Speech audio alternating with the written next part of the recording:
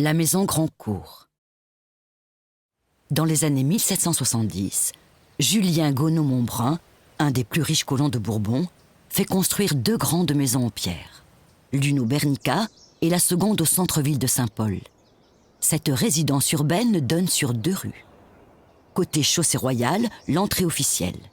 Au centre de la parcelle, la maison, et à l'arrière, un bâtiment en U, abritant logement des domestiques, cuisine et dépendances.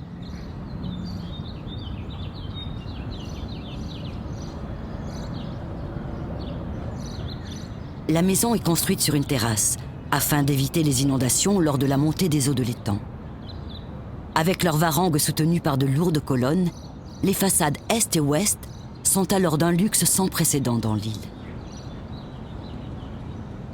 Réalisée par des tailleurs de pierre et des maçons venus d'Inde, la maison Grandcourt mêle influences néoclassiques et franco-pondichériennes.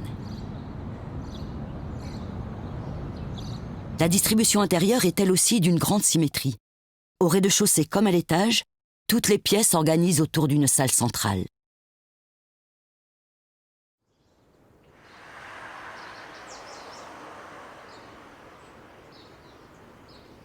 Inoccupée dès la fin du XIXe siècle, la maison se détériore peu à peu.